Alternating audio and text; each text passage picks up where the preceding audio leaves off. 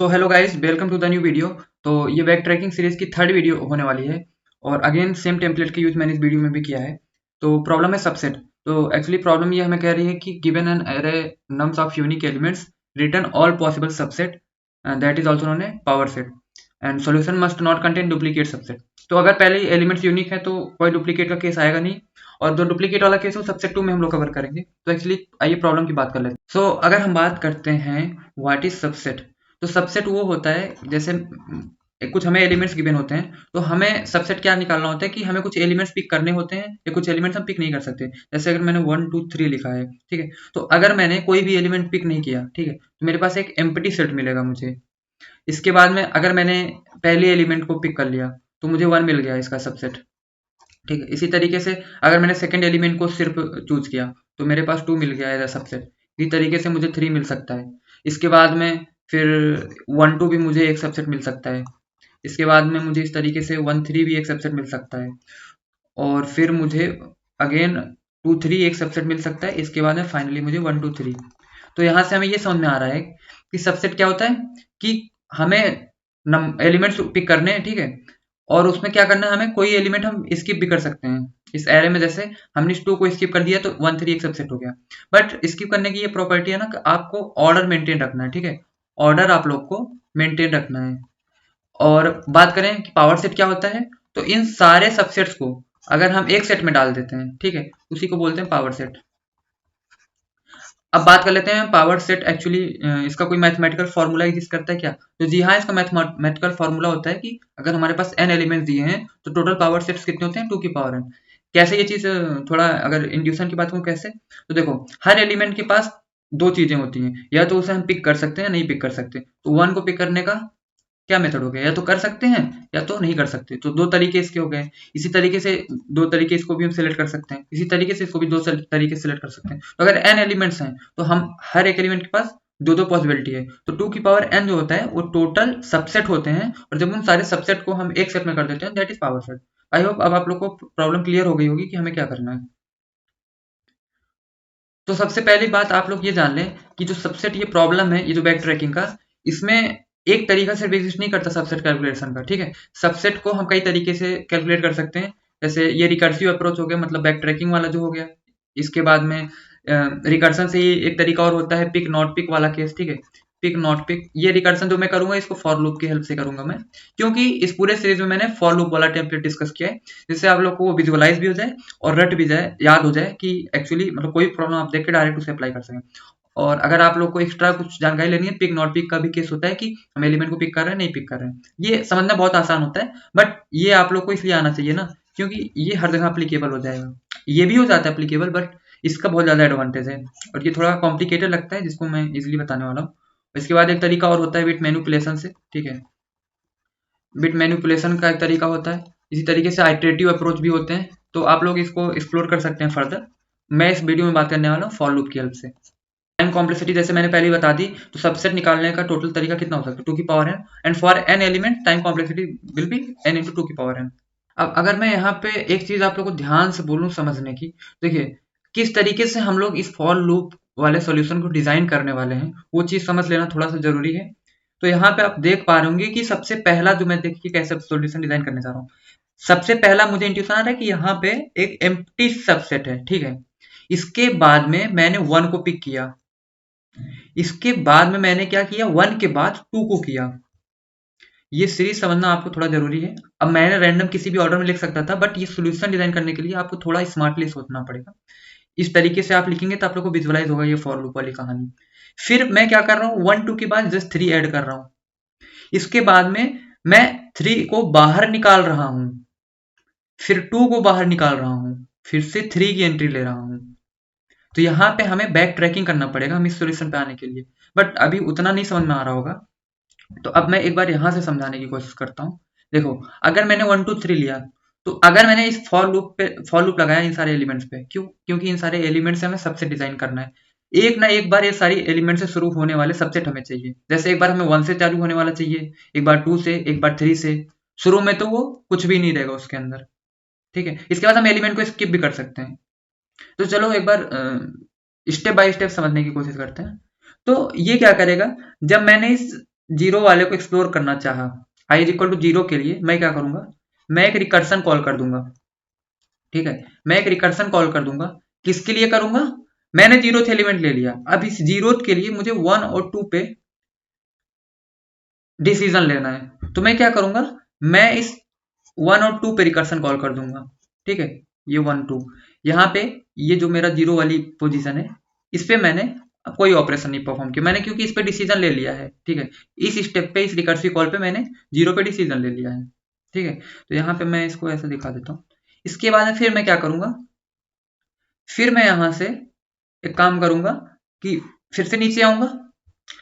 अब मैं क्या करूंगा, इस 1 को पिक करूंगा। ठीक है, अभी ये जीरो वाली डेप्थ में जा रहा हूं, पहले जीरो के लिए मैंने जीरो को प्रोसेस किया, फिर जीरो वाले के लिए मैं 1 को प्रोसेस करूंगा। क्यों, क्योंकि जीरो वाले से मुझे 1 मिल रहा है, और 1 की कॉन्टिन्यूएशन मुझे बाकी सारे सबसेट चाहिए, क्योंकि देखो 1 से चालू होने वाले 1 2 3, जब मैं 1 की डेप्थ में जाऊंगा ना, तभी तो मुझे बाकी एलिमेंट्स मिलेंगे। तो मैं जब डेप्थ में गया, मुझे 1 से चालू होने वाला, यहाँ पे मैंने जीरो के ऊपर कुछ ना ऑपरेशन लगा दिया होगा जो मुझे लगाना है, फिर मैं 2 3 पे गया। ठीक है, अब मैं इस जीरो के लिए, ये जीरो जो मेरा प्रोसेस हुआ है उसके लिए मैं इस 1 पे जाऊंगा। ओके, तो मैं क्या करूंगा कि मेरा 1 और 2 पहले से प्रोसेस हो चुका है, जो कि जीरो और 1 इंडेक्स पे थे।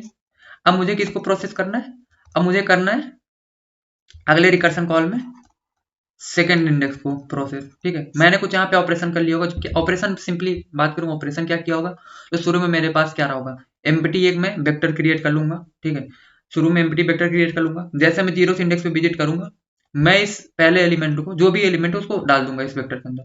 तो शुरू में देखो मेरे पास एम्प्टी सबसेट था, तो मुझे देखो यहाँ पे एम्प्टी मिल रहा है। जैसे मैंने जीरो को प्रोसेस करना चालू किया, तो मैं 1 को इसमें डाल दिया, तो देखो ये वाला केस मुझे मिल गया 1। और मैं एक 2D वेक्टर बना लूंगा। ठीक है, एक मैं यहाँ पे 2D आंसर वेक्टर बना लूंगा। मैं क्या करूंगा, पहले तो मैंने ये एम्प्टी एक लिया, ठीक है, वेक्टर, इसको मैंने तुरंत ही आंसर में डाल दिया, ये मेरा आंसर एक 2D वेक्टर होगा। इस हर एक वेक्टर पे, इस हर एक पोजीशन पे एक वेक्टर होगा आंसर के, 2D वेक्टर यही तो होता है। इसके बाद मैंने जैसे ही जीरो इंडेक्स प्रोसेस किया, 1 को मतलब पुश किया अपनी आंसर में, तो मैंने क्या किया, फटाफट मैंने इस वेक्टर में 1 को पुश किया, और इसको 1 को तुरंत ही आंसर में फिर से डाल दिया। ठीक है, इसके बाद फिर मैं इस 1 के डेप्थ में आया, जीरो के लिए ही इस 1 वाले पे मैंने फिर से रिकर्सन कॉल किया। मैंने जैसे 1 को विजिट किया, तुरंत रिकर्सन से पहले मैंने इसको फिर से स्टोर कर लिया अपने इस टेम्परेरी वेक्टर में। ठीक है, पहले ये एम्प्टी था, इस पोजीशन पे इसके अंदर 1 होगा, इस पोजीशन पे इसके अंदर 1 2 होगा, इसीलिए मैं यहाँ पे इन 0 और 1 को छोड़ रहा हूँ, क्योंकि 1 2 मैंने पहले से ही ले लिया है अपने वेक्टर के अंदर, और मैं तुरंत इस वेक्टर को तुरंत फिर से मैं आंसर में स्टोर कर लूंगा। ठीक है, फिर मैं क्या करूंगा, फिर मैं इस 2 को प्रोसेस करूंगा, इस 2th इंडेक्स में प्रोसेस करूंगा। जब मैं प्रोसेस करूंगा, इसको तुरंत फिर से मैं क्या कर लूंगा, इस वेक्टर में अपने डाल दूंगा। ठीक है, और जैसे डालूंगा, अब मेरा क्या हो गया, अब मेरे सारे नोड हो चुके हैं प्रोसेस, ये मेरा 1 2 और 3, ये मेरे सारे नोड हो चुके हैं प्रोसेस सक्सेसफुली। तो इसका क्या मतलब है, आप लोगों को क्या समझ में आया, जब मेरा पॉइंटर यहाँ पे पहुंच जाएगा लास्ट इंडेक्स पे, तब मुझे क्या करना है, बैक ट्रैक करना है, क्योंकि जब तक वहां पे नहीं पहुंचा है, देखो जब मेरा पॉइंटर यहाँ पे था तब मुझे प्रोसेस करना था उस नोड को उसके आगे से, फिर जब मेरा पॉइंटर यहाँ पे था फिर से अगेन प्रोसेस करना था, सॉरी, जब मेरा पॉइंटर यहाँ पे आया, अब अगली कॉल में यहाँ पे जाएगा ना पॉइंटर, आप यहाँ पे भी स्टॉप लगा सकते हो, क्योंकि अब पॉसिबल आंसर नहीं मिलेंगे, जब ये लास्ट में अकेला बचा ना, आप एक करिए सेफ जोन में रहने के लिए, आप इस लास्ट पॉइंटर को जब यहाँ पे भेज देंगे, जब साइज के इक्वल हो जाएगा मेरा ये लास्ट वाला पॉइंटर, तो यहाँ पे मुझे कर लेना इसको बैक ट्रैक, और आंसर तो हमेशा स्टोर में कर ही रहा हूँ। तो यहाँ पे मुझे ये समझ में आया कि मैं 1 2 3 को भी अंदर डाल दूंगा। अभी देखो ये वाला मुझे मिल चुका है, ये वाला मुझे मिल चुका है, ये वाला मिल चुका है, और ये वाला मिल चुका है, इसलिए मैंने इस फॉर्म में लिखा था कि आप लोग को दिखा सकूं, ये मेरा जीरो इंडेक्स प्रोसेस हुआ। ठीक है, और मुझे आंसर मिल चुका है यहाँ तक। अब मुझे क्या करना है, अब मुझे यहाँ पे बैक ट्रैक होगा, ये मेरा बैक ट्रैक होकर यहाँ पे आएगा। ठीक है, ये मेरा बैक ट्रैक हो गया।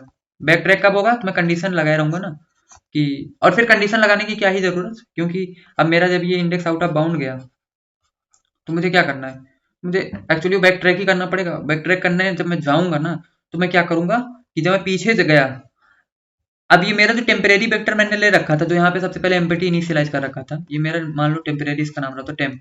ठीक है, अभी मैं देख रहा हूँ कि जब ये लास्ट इस पे आया जीरो कॉल के लिए, इसने जीरो के बाद 1 को विजिट किया, 1 के बाद 2 को विजिट किया। ठीक है, अभी मेरा टेम्परेरी वेक्टर हो चुका है अपडेट 1 2 3 से। तो अब मुझे क्या करना है, मुझे जब इसके पिछले स्टेप पे वापस जाना है ना, तो मुझे क्या करना पड़ेगा, जैसा ही टेम्परेरी वेक्टर पहले दिखता था, अब क्या वैसे दिख रहा है? नहीं, मेरा टेम्परेरी वेक्टर अपडेट हो चुका है 1 2 3 से। तो इसलिए मुझे यहाँ पे बैक ट्रैक का कॉन्सेप्ट याद आता है। मैंने कहा था कि कॉल करते रहो करते रहो करते रहो, जैसे ही मेरा स्टैक में कॉलिंग फंक्शन मेरा अपना कंप्लीट कर लेता है कॉल, तुरंत उस फंक्शन की जगह से उल्टा काम कर दो। उल्टा काम क्या? अगर तुमने रिकर्सन कॉल करने से पहले पुश किया था, तो रिकर्सन कॉल करने के बाद पॉप कर दो। अगर इस पोजीशन में तुमने पुश किया था और यहाँ तुमने रिकर्सन कॉल किया, तो रिकर्सन के जस्ट नीचे पॉप लगाओ। ठीक है, अभी ये भी समझाता हूँ कि कैसे ये काम करता है। तो यहाँ पे मैंने क्या किया, मैंने पुश किया था और यहाँ मैंने नीचे आते टाइम में पॉप कर दिया। अभी तो क्लियर नहीं होगा, अभी थोड़ी देर रुको। और फिर क्या होगा, रिकर्सन कॉल के पहले मैंने पुश किया था, तो मुझे पता है बैक ट्रैक करने के लिए रिकर्सन के नीचे पॉप कर दो। इसी तरीके से यहाँ मैंने पुश किया था, तो रिकर्सन कॉल करने से पहले यहाँ पे जो रिकर्सन कॉल होगा, तो उसके नीचे यहाँ पे आते पॉप कर दो। अच्छा, इससे फायदा क्या होगा? देखो जब कॉल वापिस आ रही है ना, अब ये पहले यहाँ इस पॉप को परफॉर्म करेगा, इस ऑपरेशन को, ये 3 को बाहर निकाल देगा। तो अब ध्यान से देखो, तो मेरा जब 3 जैसे ही निकला तो 1 2 तुरंत आ गया कि नहीं आ गया? अब ये मेरा अपडेट हो गया इसमें। डन। अब जब ये अपडेट हो गया तब इधर कॉल करना चाहेगा अगला कॉल, बट अभी भी इंडेक्स आउट ऑफ बाउंड हो जाएगा, कोई मतलब नहीं उधर कॉल करने का। ठीक है, तो देखो यहाँ पे क्या थी value, i is equal to 2 थी ना, i इज इक्वल टू 2 थी, यहाँ पे 3 हो, i इज इक्वल टू 2 के लिए मैंने प्रोसेस कर लिया। ठीक है, अब जब इसके पास अभी नेक्स्ट कॉल नहीं बची, क्योंकि अब i इज इक्वल टू 3 के लिए आउट ऑफ बाउंड चला गया, तो एक्चुअली इसके नीचे ही मेरा आंसर स्टोर हो जाएगा और नेक्स्ट कॉल पे ये चीज़ आउट ऑफ बाउंड खुद ही हो जाएगी। तो इसलिए मैंने कहा था चाहे आप यहाँ लिख लो चाहे बाहर चले जाओ, तो यहाँ पे भी ये कॉल नहीं जाएगी। तो ये फिर से बैक ट्रैक करना चाहेगा इस पोजीशन पे। जैसे इस पोजीशन पे उसने बैक ट्रैक किया, तो अभी मुझे क्या दिख रहा है, अभी मुझे ये दिख रहा है कि अब 1 2 अपडेटेड टेम्प में मेरा है, बट मुझे यहाँ पे क्या दिख रहा है, टेम्प की वैल्यू 1 दिख रही है। मुझे इस फॉर्म से इस फॉर्म में जाने के लिए कौन हेल्प कर रहा है? ये मेरा पॉप परफॉर्म होगा जब मैं बैक ट्रैक कर रहा हूँ ना, ऐसा उल्टे। अब मेरा पॉप परफॉर्म होगा, तो ये 2 को फिर से बाहर निकाल देगा और इस 1 2 को 1 में अपडेट कर देगा। तो आई होप यहाँ तक क्लियर हो गया होगा। फिर से मैं क्या चेक करूंगा, यहाँ i इज इक्वल टू 1 के लिए इसने सेकंड कॉल को क्या किया था, प्रोसेस किया था। अभी i is equal to 2 update होगा, क्योंकि देखो यहाँ पे i आगे नहीं बढ़ सकता था, इसी 2 के लिए उसने नीचे जब कॉल लगाई तो आउट ऑफ बाउंड चला गया। लेकिन अभी i इज इक्वल टू 1 जब प्रोसेस हुआ, तो देखो i इज इक्वल टू 2 अभी भी बचा हुआ है प्रोसेस होने के लिए, तो अगली कॉल ये i इज इक्वल टू 2 पे लगाएगा। किसके लिए ये सब परफॉर्म हो रहा है? ये अभी 0 के लिए परफॉर्म हो रहा है, i बराबर 0 के लिए परफॉर्म हुआ ये सारी कॉल। अभी i इज इक्वल टू 2 पे इसने आया। ठीक है, जब i इज इक्वल टू 2 आया, तो 1 पहले से पड़ा हुआ है इसके पास। अब 1 पड़ा हुआ है, तो मेरा क्या पुश हो जाएगा इस कंडीशन पे, 3 पुश हो जाएगा ना, फिर रिकर्सन कॉल करेगा। इस टाइम के अंदर मेरा 1 3 पुश हो गया और मेरा रिकर्सन कॉल किस पे लगा, 1 2 3। ये प्रोसेस हो चुका है, ये प्रोसेस हो चुका है, ये प्रोसेस हो चुका है। जब रिकर्सन कॉल इसके बाद करेगा ना यहाँ नीचे, तो ये आउट ऑफ बाउंड चला जाएगा। समझ में आ रही होगी बात मेरे ख्याल से। तो मैं 1 3 को भी यहाँ पे पुश कर दिया सक्सेसफुली। अब ये फिर से बैक ट्रैक करेगा, लेकिन बैक ट्रैक करेगा तो इसे यहाँ देखो, यहाँ पे इसने पुश किया होगा, यहाँ इसने रिकर्सन कॉल किया होगा और नीचे मैंने कहा था पॉप करने को। जब ये वापस बैक जाएगा ना, तो अब इसे पॉप दिखेगा रास्ते में। क्यों इसको पहले नहीं दिखा था? क्योंकि देखो जब पुश किया तुमने तुरंत ही रिकर्सन कॉल कर दिया, तुरंत ही नीचे आ गए। लेकिन जब वापस जाओगे तब रिकर्सन के नीचे पॉप स्टेटमेंट बची होगी, पॉप एग्जीक्यूट होगा और मेरा जो यहाँ 1 3 अपडेट हुआ, इस 3 को रिमूव कर देगा और फिर से प्रीवियस पोजीशन पे स्टेप बैक हो जाएगा। अब यहाँ पे आप लोगों को समझ में आ रहा होगा एक्चुअली रिकर्सन किसे, सॉरी बैक ट्रैकिंग किसे बोलते हैं। मतलब पहले कुछ ऑपरेशन परफॉर्म करो, ठीक है, ऑपरेशन परफॉर्म करो, इसके बाद में क्या करो, रिकर्सन कॉल करो और उसी ऑपरेशन को उलट दो, reverse the operation, simple back tracking. तो आई होप अब आप लोग को टेम्पलेट धीरे धीरे क्लियर हो गया होगा। और इसकी कंडीशन क्या थी, फॉर लूप के अंदर तुम क्या करो, फॉर लूप एक चला दो। ठीक है, और ये मेरी इतनी सी टेम्पलेट थी और इन टेम्पलेट के ऊपर हमें कब ये पुश करना है आंसर को, उसके लिए एक कंडीशन, एक बेस केस लगा दो। This is all about this template. बस इसको ये समझना जरूरी है। यहाँ पे शायद मैंने थोड़ा सा गंदा कर दिया, बट वीडियो अगर आप शुरू से देख रहे हो तो आई थिंक क्लियर हो गया होगा। बीच से देख रहे हो तो गंदा सही लगेगा। फिर जब मैं यहाँ पे आया तो i इक्वल टू 1 और i इक्वल टू 2 दोनों प्रोसेस हो चुके हैं। किसके लिए? इस 0th इंडेक्स के लिए। अब ये अगेन यहाँ रिवर्ट बैक होगा, और जब यहाँ रिवर्ट बैक होगा ना तो ये पॉप फिर से परफॉर्म होगा, और ये जो 1 है मेरा, ये अपडेट हो जाएगा फिर से क्या, मेरा एम्प्टी है। मतलब अब इस पोजीशन पे जब i इक्वल टू 0 के लिए सारी कॉल खत्म हो गई तो देखो ये फिर से एम्प्टी हो गया मेरा टेम्प। अब i इक्वल टू 1 के लिए वो क्या करेगा, अब i इक्वल टू 1 के लिए मेरा सब कुछ परफॉर्म होगा, i इक्वल टू 1 पे मेरा आ जाएगा। अब 0 के लिए इतनी कहानी चली, ठीक है। अब i इक्वल टू 1 पे आया, अब 0 का सारा खेल खत्म, फिर से वही सारा काम होगा। इसको वो क्या करेगा, इसको वो करेगा पहले पुश, इसके बाद करेगा रिकर्सन कॉल, रिकर्सन कॉल के बाद करेगा पॉप। अच्छा एक चीज यहाँ पे आप लोग को थोड़ी सी खटक रही होगी, चलो पुश भी कर दिया, रिकर्सन कॉल में क्या कर रहे हैं तो आप लोग को दिख रहा होगा, मैं जिस इंडेक्स पे हूँ उस अगले वाले इंडेक्स के लिए मैं रिकर्सन कॉल कर रहा हूँ। जैसे मैं यहाँ पे 1 पे था, मैं 1 पे था तो मैंने 2 वाले के लिए रिकर्सन कॉल किया था, 0 पे था मैंने 1 पे रिकर्सन कॉल किया था, 1 पे था तो मैंने 2 पे कॉल किया था, 2 पे था मैं जब आगे कॉल किया तो मुझे आउट ऑफ बाउंड हो गया, फिर मैं बैक ट्रैक हुआ, फिर i इक्वल टू 1 वाली सारी कॉल खत्म हो गई, i इक्वल टू 2 की अभी भी स्टैक में थी, तो 2 के लिए सारी कंडीशन इधर परफॉर्म हुई, ठीक है। 2 के लिए वापस बैक गया तो मेरा अब सारा कॉल खत्म हो चुका था इस स्टेप पे, तो वो ऊपर चला गया बैक ट्रैक करके तो ऊपर गया तो 0 के लिए सारी कॉल खत्म हो चुकी, 0 के लिए कोई कॉल नहीं बची, तो अब i का पॉइंट आगे शिफ्ट हो गया।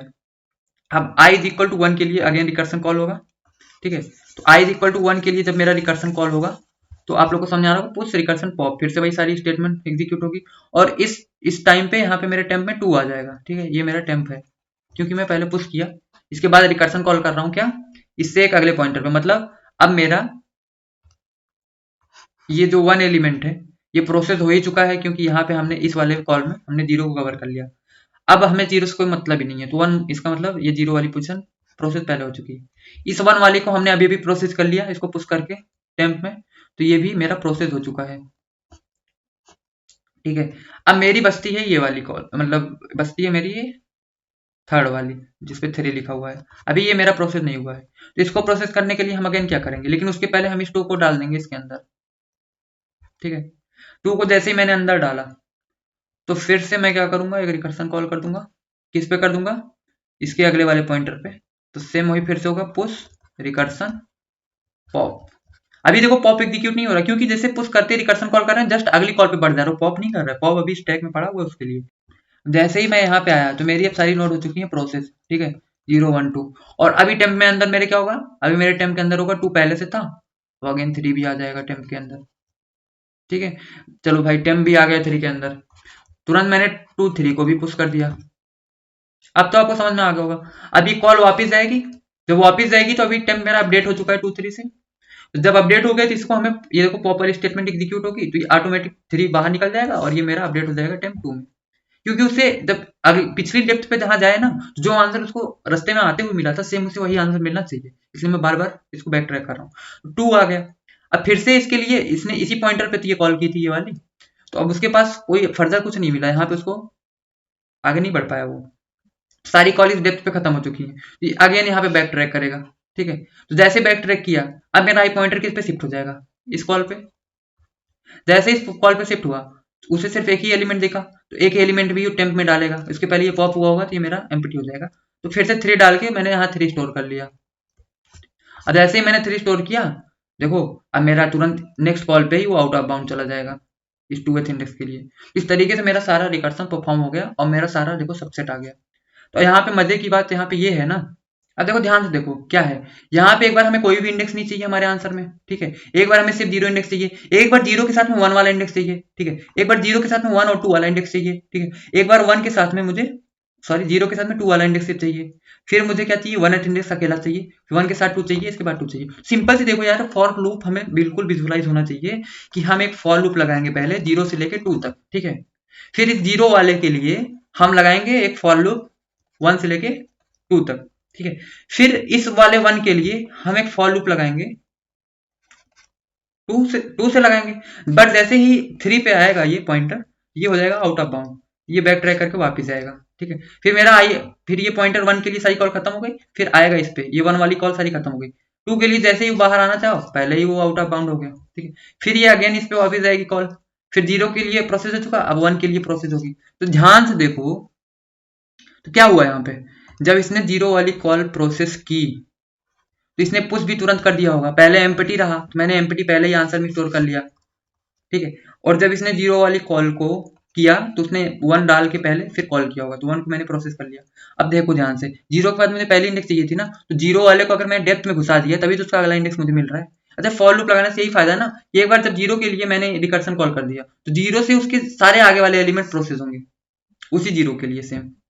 तो इसलिए अगर 0 के लिए मेरा 1 और 2 प्रोसेस हो रहा है तो एक बार मैं क्या कर रहा हूँ, 0 देखो 0 1 2 प्रोसेस कर रहा हूँ। इसके बाद मैं वापस जा रहा हूँ, फिर मैं क्या कर रहा हूँ, 0 और 2 वाले कॉल को प्रोसेस कर रहा हूँ। जब मैं यहाँ से वापस जा रहा हूँ तो 0 के लिए सारी कॉल खत्म। तो ध्यान से देखो, एक बार 0 वाला अकेले प्रोसेस हुआ, ठीक है, फिर 0 1 साथ में प्रोसेस हुआ, ये दोनों प्रोसेस हुए, ये 0 और ये 1, ठीक। इसके बाद में फिर से 0 1 2 वाला प्रोसेस हुआ, तो ये देखो यहाँ नीचे तक आया।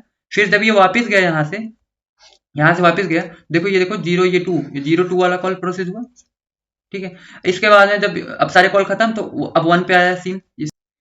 ये जब 1 वाले के लिए आया तो इसने पहले इसको पुश किया, जैसे ही मैंने पुश किया तो फिर मैंने क्या किया, तुरंत इसके अगले कॉल पे चला गया, तो फॉर लूप लगेगा 2 के लिए, 2 से 2 तक, मतलब 2 ही सिर्फ रह गया मेरे पास आंसर में।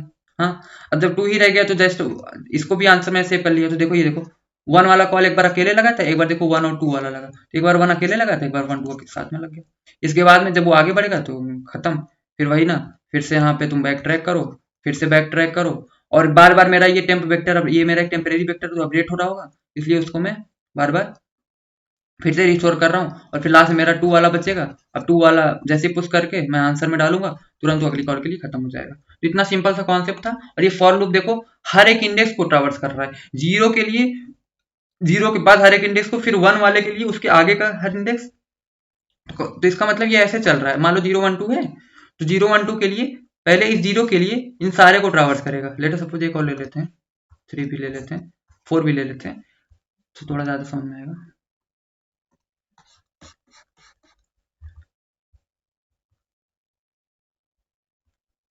तो एक्चुअली यहाँ पे वो क्या रहा है, इस 0 वाले के लिए इस 1 2 3 4 सारे को प्रोसेस कर रहा है मेरा रिकर्सन, ठीक है।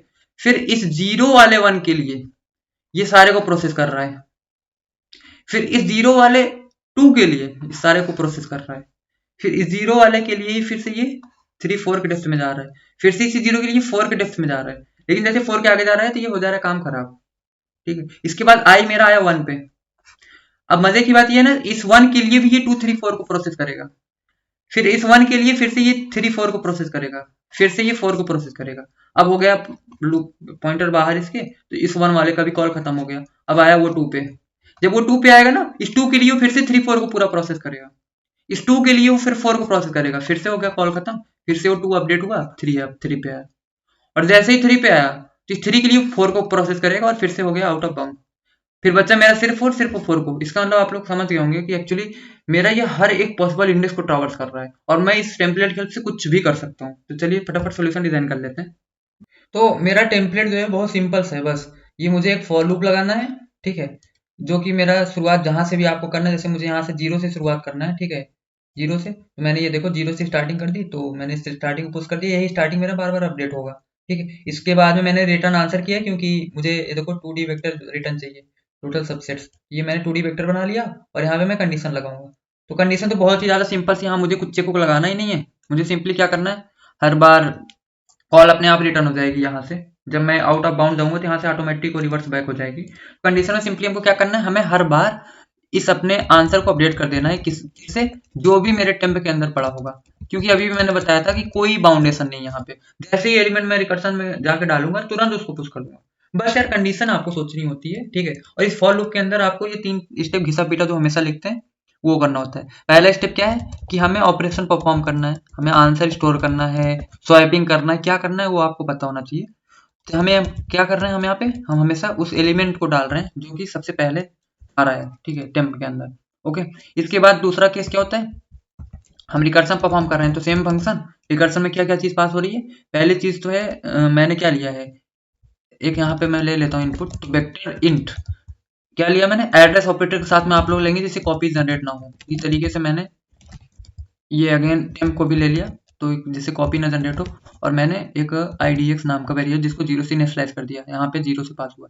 फिर इस हेल्प फंक्शन के अंदर रिकर्सन कॉल करेंगे, क्या कॉल करेंगे, मैंने चेक किया था, अभी देखा था कि i वाले के लिए मुझे i+1 प्रोसेस करना है, तो इसलिए मैं i+1 सिंपली पास कर दूंगा, और यहाँ पे तो मैंने नम्स वेक्टर ले रखा है इनपुट, और ये मेरा हो गया टेम्प, ठीक है। टेम्प मैंने पास कर दिया और i+1 यहाँ पे पास करूंगा क्योंकि मुझे नेक्स्ट इंडेक्स का प्रोसेस करना है। और सिंपल इधर बैक ट्रैक कर दो, अभी सब समझा दिया था। तो यहाँ पे वही है कि ऑपरेशन, ठीक है। यहाँ पे आप लोग को सिंपली रिकर्सन कॉल इधर कर लेना है, ये एकदम फिक्स चीजें हैं, बस आपको थोड़ा सा सोच के। अभी सबसे टू प्रॉब्लम भी जो है ना, सेम इसी पे डिट्टो यही है, बस एक छोटी सी डिफरेंस है, उसमें शायद डुप्लीकेट भी आ गया, जैसे परमुटेशन में परमुटेशन 2 हमने किया था, एक छोटा सा फर्क था, वैसे इसके अंदर भी एक छोटा सा ही चेंज रहेगा। इसके बाद में इधर हमको क्या करना है, ऑपरेशन रिवर्स करना है, जिसको ही बैक ट्रैक बोलते हैं। सिंपल था इतना बस। तो ये आप लोग देख सकते हैं, आंसर बिल्कुल सही है। तो इसी तरीके से इसके और भी तरीके हैं जो कि मैंने आप लोग को कहा, आप लोग को एक्सप्लोर करना चाहिए। आप लोग को ऑनलाइन मिल जाएगा वो सारे तरीके। आपको सबसे टू प्रॉब्लम जरूर से ट्राई करना चाहिए, एक छोटा सा बहुत चेंजिंग है इस पूरी सीरीज में, बस यही आप लोग को विजुअलाइज करवाना है इस फॉर लूप को, कि रिकर्सन कैसे अप्लाई चल रहा है, कैसे चल कैसे रहा है, ठीक है। तो चलिए, ऑल द बेस्ट, मिलते हैं अगली वीडियो में। Thank you.